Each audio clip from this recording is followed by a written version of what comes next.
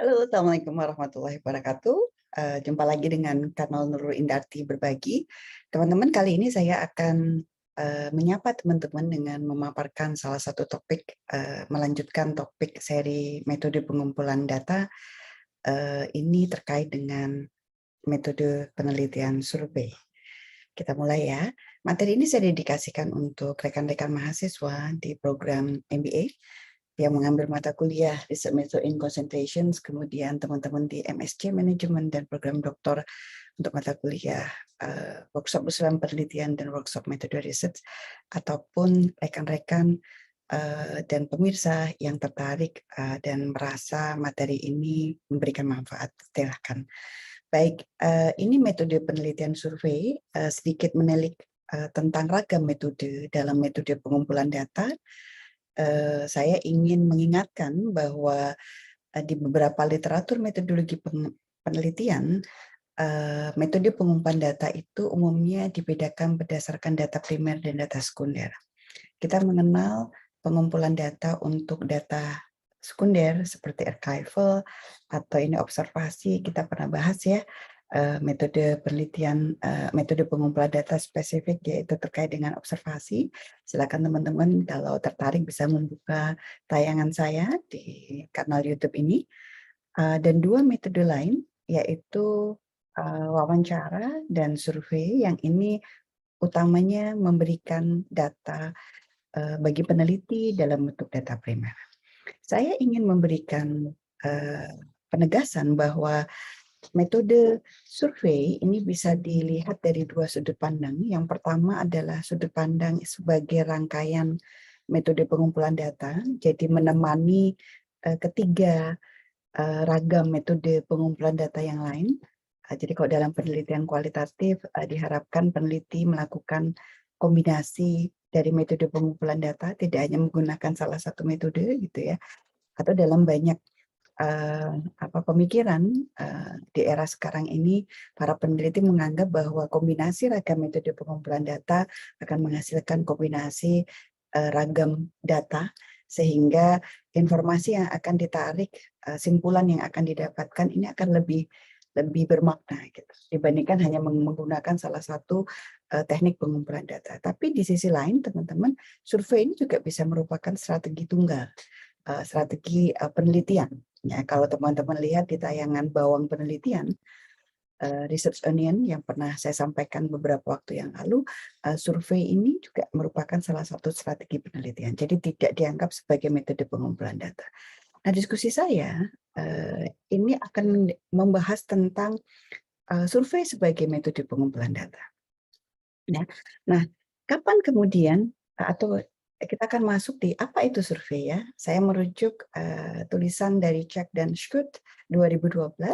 Bisa dikatakan bahwa survei adalah pengumpulan data atau pengumpulan informasi dari sampel individual melalui apa? Melalui respon mereka atau tanggapan individual ini terhadap beragam informasi yang diberikan. Karenanya menjadi penting kita mengetahui apa sih sebenarnya yang digali dari survei. Gitu. Nah, teman-teman, ada tipe data atau jenis data informasi yang hanya bisa digali dengan survei. Saya ingin sampaikan bahwa survei dengan wawancara itu akan menggali data atau informasi yang sama, ya, dibandingkan dengan observasi. Karena observasi ini menggunakan panca indera, gitu ya. Nah, survei itu akan menggali informasi terkait dengan pengetahuan responden, pengetahuan sampel yang merupakan individu. Individu bisa ditanya tentang pengetahuannya tentang pandemi COVID-19, gitu ya. Kemudian bisa ditanya tentang sikap, bagaimana sikap individu terkait dengan implementasi vaksin di Indonesia. Apakah positif sikapnya, apakah negatif, atau indifferent ya. Atau kita juga bisa menggali tentang perasaan, perasaan suka, perasaan bahagia, perasaan sedih, perasaan haru gitu ya. Berbagai rasa yang dialami oleh misalnya penyintas COVID-19. Atau kita juga bisa menanyakan tentang harapan. harapan tentang masa depan Indonesia, harapannya tentang pandemi, ya. Kemudian kita juga bisa menanyakan tentang niat, apa yang akan dilakukan kalau pandemi ini berakhir. Apakah akan berniat untuk berwisata, apakah akan berniat untuk berpindah lokasi, atau akan berniat untuk kuliner rame-rame gitu ya, atau silaturahmi ke sanak keluarga gitu. Nah, teman-teman, pengetahuan, sikap, perasaan, harapan, dan niat ini berada di level dispositional atau berada di level em, apa namanya propensity ya. Jadi belum terekspresikan. Nah, ini yang kemudian eh, menarik untuk digali ya. Dan ini hanya bisa digali dengan survei atau wawancara. Ditambah kita juga bisa menggali tentang perilaku ya. Perilaku apakah responden atau individu ini melakukan protokol kesehatan di masa sebelumnya, apakah terbiasa hidup sehat. Nah, ini kita bisa menanyakan perilaku terkait dengan pengalaman di masa lalu atau perilaku yang sedang berlangsung sekarang.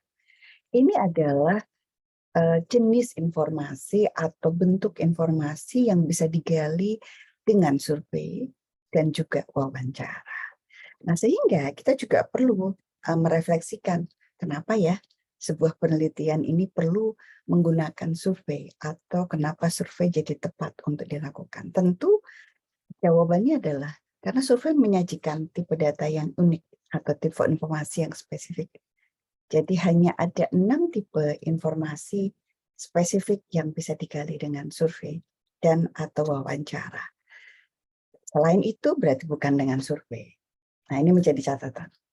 Kemudian, survei umumnya menyasar jumlah responden yang tidak sedikit, sehingga survei akan menggunakan pengukuran yang terstandar atau pengukuran standar dibandingkan misalnya pengukuran dengan metode wawancara mendalam atau observasi. Ya. Kemudian, survei ini akan terkait dengan kebutuhan analisis. Tadi saya sampaikan di awal bahwa survei bisa menjadi salah satu teknik pengumpulan data, sehingga ini menemani kehadiran data sekunder, gitu ya, melengkapi kehadiran data sekunder. Kemudian alasan lainnya atau pertimbangan lainnya adalah terkait dengan aspek penyampelan. Jadi ada sebagian besar peneliti ini memahami bahwa ketika kita melakukan survei, umumnya kita akan bisa menghindari adanya bias keterwakilan populasi. Karena ada catatan ketika survei itu dilakukan dalam jumlah besar, maka semakin mendekati populasi gitu. Nah, ini juga menjadi salah satu kekuatan dalam teknik penyampelan, pemilihan responden atau pemilihan sampel, yaitu dengan isu probabilistik sampel. Ini menjadi catatan tersendiri teman-teman terkait dengan probabilistik karena sebenarnya sebagian besar survei di Indonesia itu justru tidak dilakukan dengan penyampelan probabilistik ya karena isu database sehingga populasi itu menjadi tidak diketahui dan responden tidak memiliki peluang yang sama untuk dijadikan untuk berpartisipasi dalam survei atau penelitian yang kita lakukan. Yang terakhir adalah pertimbangan terkait dengan biaya. Secara garis besar, survei diyakini memiliki biaya lebih murah dibandingkan kalau kita melakukan observasi secara terstruktur atau juga wawancara secara mendalam. Nah, yang berikutnya adalah pendekatan komunikasi dalam survei. Jadi, saya menggunakan acuan Pamela Sinders yang digunakan di program MBA FEB UGM dan program Master Dr. FEB UGM, di mana buku ini membedakan ragam komunikasi. Survei ini menjadi salah satu ragam komunikasi, sehingga dia membedakan menjadi 3 secara garis besar, self-administered, kemudian telepon, dan survei via personal interview. Jadi teman-teman, saya juga ingin sampaikan bahwa survei itu juga bisa dilakukan dengan interview personal, ya. Sehingga interview personal ketika itu berdampingan dengan pelaksanaan survei, maka umumnya dia akan dilakukan dalam penelitian kuantitatif. Tapi kalau penelitian interview mendalam itu dilakukan dengan secara tersendiri ya, tidak secara survei, maka umumnya ini menjadi domain dalam penelitian kualitatif. Nah, ada satu elemen yang juga akan kita bahas yaitu web-based survey. Jadi survei yang menjadikan dengan menggunakan web sebagai media pengumpulan data. Kita coba bahas satu persatu ya. Teman-teman, ini pendekatan survei yang pertama adalah self-administered survey. Self-administered survey ini bisa dilakukan dengan kita ketemu orang, kemudian langsung menyebar gitu ya.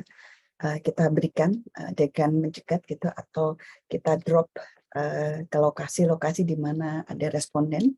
Kemudian kita bisa berkomunikasi, mengirimkan pesan melalui messengers, atau berkirim dengan post ya, atau juga berkirim dengan fax misalnya jika memungkinkan, atau menggunakan provider mobile telepon yang lain, atau untuk self-administered survey juga dilakukan dengan CHASI, computer aided self administered interview ya. Nah, apa yang dipertimbangkan? Kenapa kita menggunakan self administered survey? Ini cakupan topik. Mungkin cakupan topiknya cukup umum gitu ya, sehingga tidak memerlukan penjelasan dari enumerator gitu. Kemudian anonimitas, kita ingin menjaga kerahasiaan dari aspek responden karena mungkin isunya cukup sensitif ya. Nah, ini bisa dikelola dengan self-administered survey dan umumnya biayanya lebih murah dibandingkan tipe survei yang lain. Aksesibilitas sampel self-administered survey ini umumnya bisa menjangkau lebih luas dan kendala waktu. Jadi kalau peneliti tidak memiliki waktu yang banyak, maka pilihan yang tepat salah satunya adalah dengan self-administered survey. Saya juga ingin memberikan tambahan catatan bahwa ini menjadi pertimbangan ketika kita tahu responden ini tidak punya masalah literacy. Jadi kalau self-administered survey ini tidak bisa dilakukan untuk responden kita yang tidak bisa membaca dan menulis gitu ya. Baik, lalu self-administered survey ini memberikan kemudahan apa? Ya, kemudahan untuk mengakses partisipan yang tidak bisa kita akses karena coverage-nya menjadi lebih luas. Lalu diyakini biayanya lebih rendah. Tadi coverage geografis menjadi lebih luas. Umumnya staff yang digunakan atau melibatkan enumerator untuk aspek ini tidak banyak. Tadi ada anonymity, kemudian proses data collection menjadi lebih cepat, dan ini memungkinkan untuk melakukan teknik penyampaian secara beragam ya, dengan banyak tipe gitu. Nah, di sisi lain pendekatan survei ini punya kelemahan teman-teman, karena tidak ada interaksi antara peneliti atau enumerator dengan responden, maka umumnya tidak usah heran kalau survei dengan self-administered survey ini respon rate-nya rendah ya dibandingkan yang lain.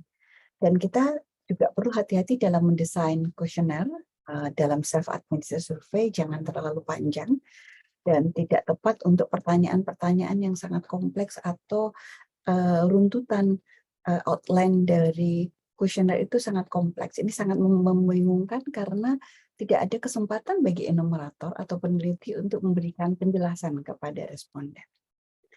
Nah, kemudian ketertarikan ya responden ini juga dipengaruhi, yang rendah ini dipengaruhi oleh ketertarikan partisipan yang tidak terlalu antusias ya.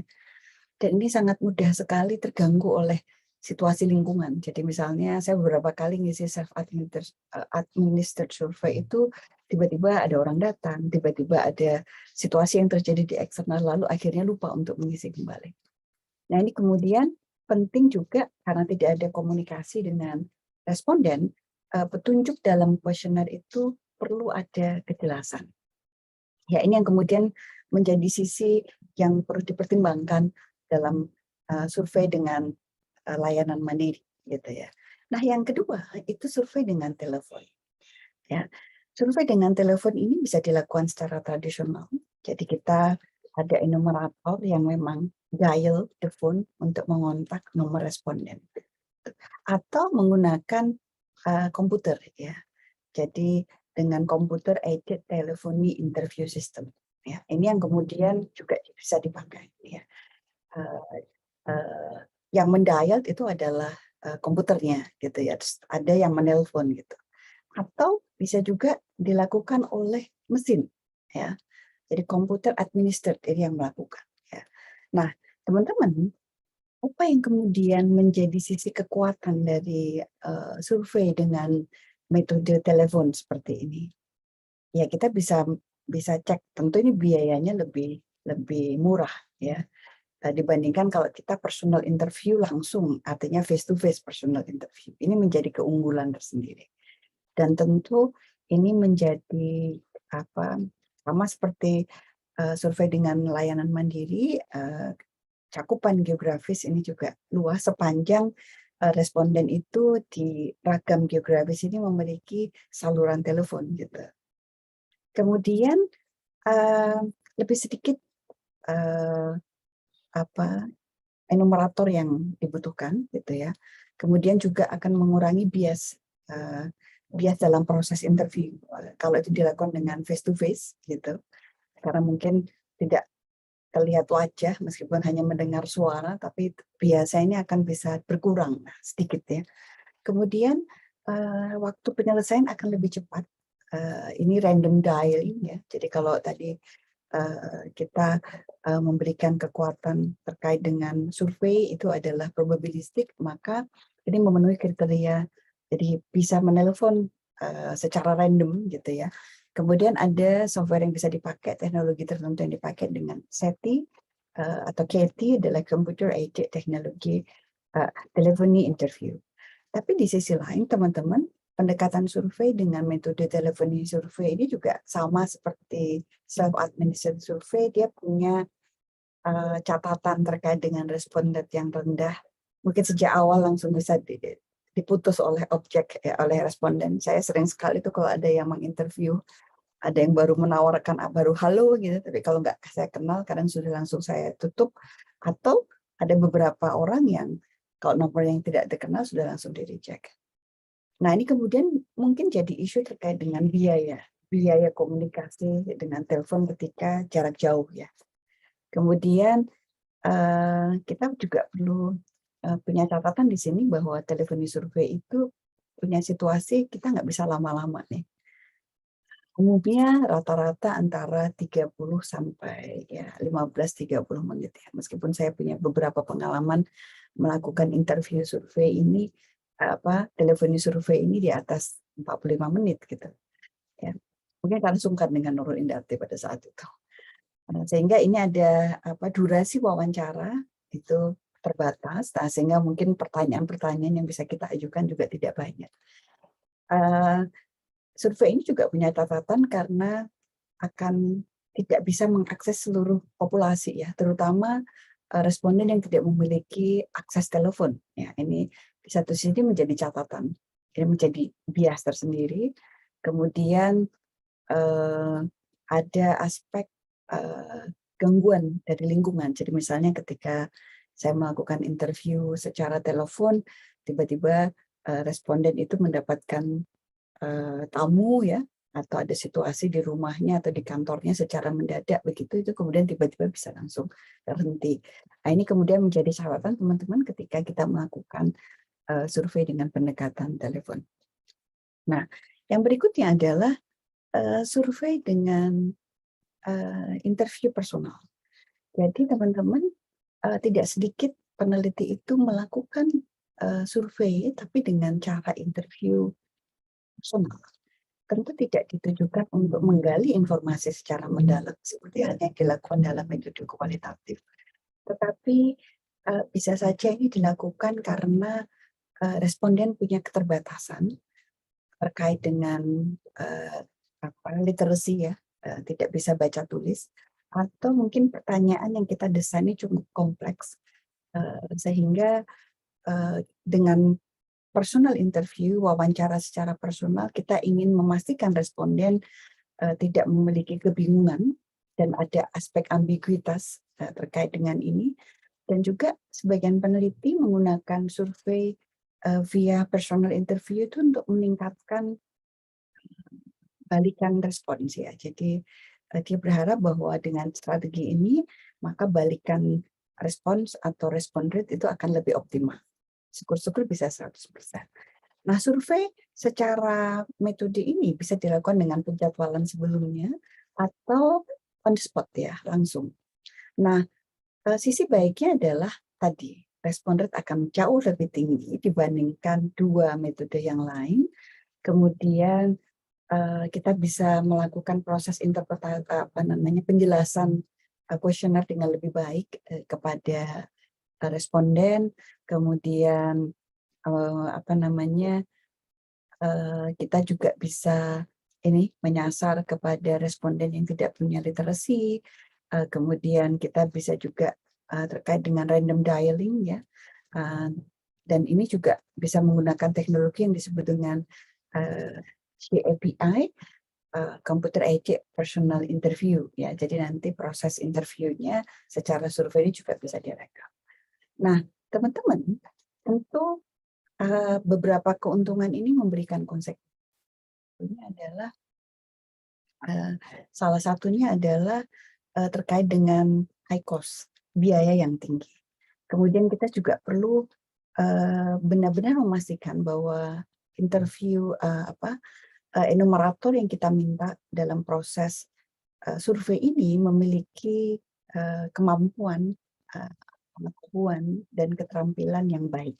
Ya, kemudian tentu ini time consuming, ya, dan tentu melibatkan banyak enumerator. Kami pernah melakukan survei kerjasama dengan salah satu kementerian di Indonesia untuk survei di 6 kota. Kami melibatkan 40 enumerator itu di level S2 dan ya di level S2, mahasiswa S2 dan lulusan S2 ini di training berkali-kali dan 40 orang ya untuk 6 kota di Indonesia. Jadi ini yang kemudian menjadi catatan tersendiri. Ya, ini ditambah kemudian ada isu terkait dengan bias, ya bias dalam proses interview, ya karena mungkin ketemu langsung sehingga apakah ada social desirability bias ya, bias karena aspek sosial, jadi karena ada enumerator hadir, kemudian responden melihat sosok enumerator, nah ini kemudian menjadi tidak nyaman atau kecenderungannya menjawab secara normatif. Ini yang kemudian menjadi catatan tersendiri. Nah, yang berikutnya adalah apalagi sekarang terkait dengan kehadiran the Internet of Things, banyak peneliti ini kemudian memanfaatkan venue, website untuk kemudian menjadikan tempat pengumpulan data. Kita mengenal yang disebut dengan web-based survey. Kita bisa menggunakan dengan cara fee-based service atau menerapkan software-software untuk survei tertentu ya. Ini certain around prosesnya akan cepat, kemudian memungkinkan peneliti untuk menggunakan rangsangan visual. Ini juga memungkinkan kita untuk mendesain dalam konteks penelitian longitudinal. Kemudian kita bisa mengakses partisipan dengan lebih baik. Ini juga menjaga aspek anonymity dan juga terkait dengan akses data dan pengalaman yang tidak tersedia, gitu ya. Kemudian sisi kelemahannya apa nih, teman-teman? Web-based ini juga bisa melakukan ada bias yang disebut dengan self-selection bias, ya. Ini yang umumnya terjadi dari aspek responden yang mengisi. Coverage ini juga menjadi isu. Biaya ini relatif menjadi isu juga ketika kita menggunakan web-based yang berbayar ya. Kemudian ada aspek tantangan tersendiri atau kesulitan dalam mengembangkan teknik penyampelan. Kita tidak bisa menentukan besaran populasi yang sebenarnya kita dapatkan gitu, atau kita akan sasar gitu. Kemudian ada isu juga terkait dengan technical skills, baik dari aspek peneliti yang mengembangkan web-based survey ini atau aspek dari enumerator. Dan juga isu terkait dengan compatibility ya, ketika kemudian web-based survey ini dibuka dari beragam eh, eh, media. Jadi misalnya mungkin dibuka dari HP atau dibuka dari iPad atau juga dibuka dari laptop misalnya atau personal komputer. Nah, teman-teman, yang selanjutnya mungkin menarik untuk kita bahas adalah bagaimana meningkatkan responden itu atau tingkat responden itu bisa menyelesaikan ketika dia berpartisipasi dalam sebuah survei, baik itu self-administered survei, kemudian telephony survei, web-based survei, maupun survei dengan face-to-face, ya, atau survei dengan personal interview. Kalau survei dengan personal interview mungkin karena saling ketemu langsung, jadi ketika tingkat penyelesaian responden menjawab itu bisa dipastikan tinggi, ya. Tapi dengan 3 metode yang lain tampaknya ini menjadi catatan. Jadi melakukan yang pertama adalah notifikasi lanjutan. Jadi kalau misalnya kita menyebar kuesioner dengan post, ya, kita bisa mengkonfirmasi dengan reminder gitu ya, dengan notifikasi lanjutan untuk informasi lebih lanjut kepada responden gitu ya, bahwa ini akan ada survei, atau juga bisa mengingatkan atau reminder kepada responden, oh ini kami minta bantuanmu lagi loh ya. Nah, jadi ada pendahuluan gitu ya, informasi awal gitu ya, kemudian diinformasikan kembali atau diingatkan kembali. Kemudian dalam desain format kuesionernya ini juga ada petunjuk kembali, ya, ada petunjuk terkait dengan pengisian gitu. Kemudian penting juga kita bisa menerapkan, mungkin perlu memberikan insentif moneter di beberapa desain survei.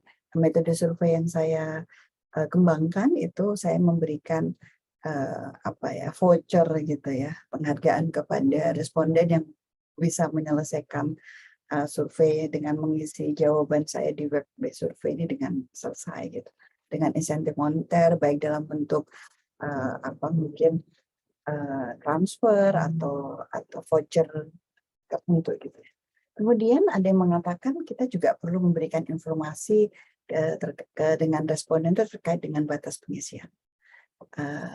Kapan ya deadline atau batas pengisian dari survei yang kita lakukan ini akan berakhir. Jadi mengingatkan kembali dan menginformasikan terkait dengan batas pengisian, dan juga penting untuk menginformasikan durasi. Jadi responden ini kira-kira tahu ya berapa lama yang akan diinvestasikan terkait dengan waktu pengisian kuesioner gitu. Kemudian anonimitas dan kemudian ajakan untuk berpartisipasi. Jadi kita bisa meminta atau mengajak dengan mengontak secara langsung gitu ya, atau menyebarkan di beragam WhatsApp group misalnya, untuk kemudian meminta para calon responden kita untuk terlibat dalam proses penelitian. Dan kita juga perlu memastikan bahwa desain survei yang kita lakukan itu apapun caranya atau apapun metodenya, ini akan menjaga aspek anonimitas. Harapannya dengan beberapa poin ini bisa meningkatkan completion rate, gitu ya. Nah, demikian teman-teman materi yang ingin saya bagikan. Ini menjadi materi pembelajaran, jadi silakan teman-teman mahasiswa di kelas saya bisa menggunakan ini sebagai pemantik diskusi kita di kelas. Secara teknis nanti kita akan banyak berdiskusi dan membahas lebih lanjut di kelas yang saya ampu. Semoga ini bermanfaat. Mohon maaf jika hal tertentu membuat Anda tidak berkenan. Assalamualaikum warahmatullahi wabarakatuh.